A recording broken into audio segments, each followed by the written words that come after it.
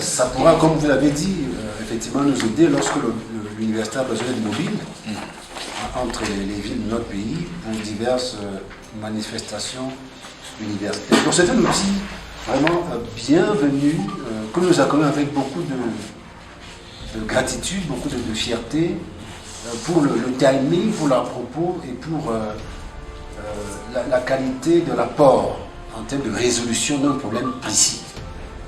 L'université se réjouit par ma voix d'entendre le président du conseil d'administration affirmer que c'est le premier bus d'une série de 3. C'est-à-dire qu'en réalité, nous aurons besoin de solliciter encore, la fondation aura besoin de solliciter encore les donateurs, anciens, nouveaux comme potentiels, pour accroître sa surface financière et continuer de résoudre les problèmes qui se posent à l'université de manière aussi heureuse. Donc je voudrais vraiment exprimer la gratitude de l'institution par rapport à ce tour.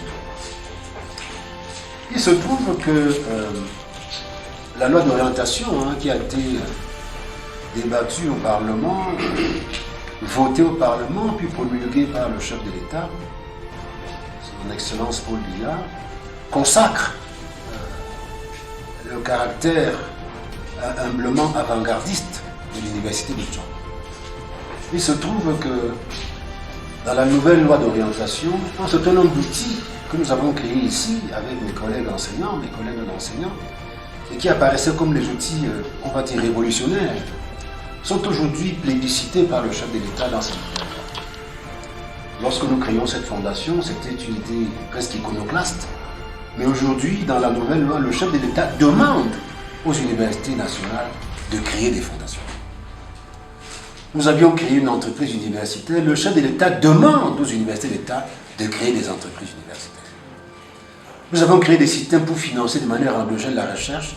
Le chef de l'État demande aux universités d'État de créer ce type d'outils. Donc, nous avions, avec les collègues, imaginé des outils pour venir en aide à la qualité institutionnelle dans une université d'État. Et aujourd'hui, nous sommes humblement fiers de constater que ces idées qui apparaissaient comme des idées innovatrices sont aujourd'hui des idées qu'on achète au niveau national pour permettre à l'ensemble de l'université camerounaise de croître, de grandir et de permettre que les ressources financières de l'État, qui sont souvent déficitaires, puissent avoir des adjuvants pour avancer.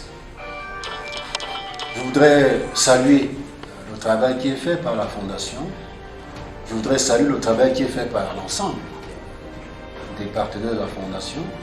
Je voudrais remercier, mais du fond du cœur, tous les donateurs, les fondateurs, les petits porteurs, et je le dis vraiment avec une grande fierté.